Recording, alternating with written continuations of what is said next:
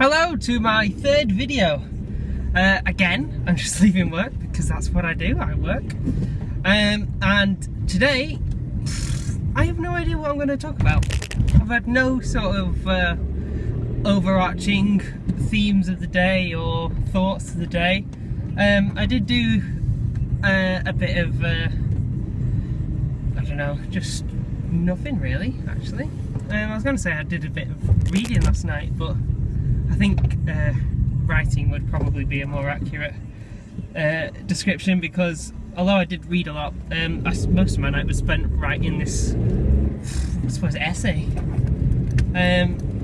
which was boring, but it kind of had to be done. I'm coming out of work now, and I was just speaking to some of my colleagues about like some of the other things I can do around store, because it's pretty boring being on checkouts, and I wouldn't mind more roles in the, more things to do. It looks better on your CV. I mean, when people do, look at your CV and when they're considering you for a job, what is it that they actually are expecting? I mean, you hear these stories about employers who, they never even look at the CV, they just look at the qualifications. So it's like, what kind of jobs actually look at your personality? Because you have to do, often you'll have to do like a little profile. So I think in a lot of like CVs have a sort of, they have a profile paragraph telling them about it, and then you have sort of an over letter, or I think that's what you call it, I might be wrong, and and that sort of expands on key points in your personal profile, that are relevant to that job. So your personal profile will be very, very broad, but then you home in on those certain skills in your over letter. But like, you always hear these, like I said, you always hear these stories that people don't read them, and it's, so it can kind of look like you're just trying a bit too hard, or that's sort of like the danger, I guess, if people are only going to look at like a certain part of it and not like the whole thing. And I suppose those types of jobs are, I don't know, maybe ones that people shouldn't really, that aren't that good. Like, if they're not looking at what type of person they want to work for them. Because, I mean, jobs are strange things. I mean, you need to have certain personalities to do certain jobs. Otherwise, like, for instance, you can't have, some people just don't have the sort of, the self, like, motivation to get through some horrible jobs. People would consider my, a checkout, like, part-time job is just soul destroying and crushing.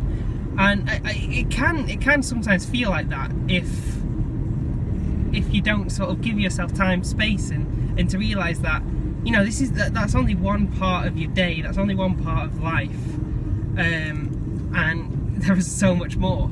And it's important not to sort of get overly consumed with that idea of just going to work, getting up, going to work, coming home, eating dinner, getting an early night, starting it all over again in the next day. It's important not to do that. It's important to make sure that you do go out, you do speak to, people who you don't normally speak to every day. So visit or call up old friends or old family members just for a little chit chat, and people who can remove you from that sort of sense of monotony, people that aren't part of your regular routine, who can give your mindset a sort of a brief refresh. I think it's important, definitely. But I mean, then again, like, some people just can't be bothered. Some people are happy to just go do their work, go home. For some people, family is quite core to their life, and quite rightly so in many respects. But I mean, I've never been a sort of like close family person. Like, I think if I spent too much time with my family, I'd go insane. It wouldn't be a very nice thing. I mean, we went to France a month or two ago, together, and it was, I don't know, it was only for like what was it? It was like 4 or 5 days, I think. And by the end of that, I had had enough. I just wanted some alone time. I just wanted some just sort of me time to not be around them and just even just to be alone, and to be with just some of my friends.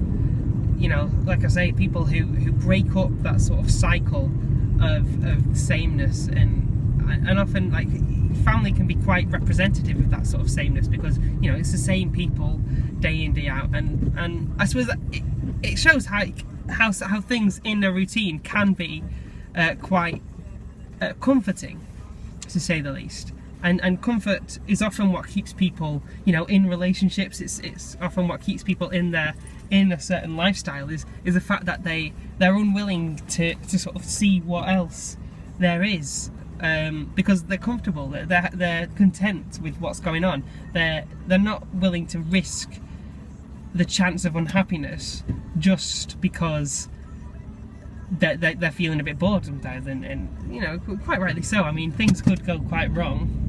You know, if they then started to do something that wasn't very nice, or was just, you know, brought them down more than just boredom, then of course it wouldn't have been worth it. But many things are just, you gotta do them, you gotta try them. I don't really know what I'm trying to say here, actually.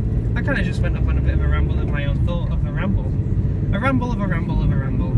A tangent of a tangent of a tangent. Maybe I'm just making a full circle at this point. Circles from straight lines. How meta.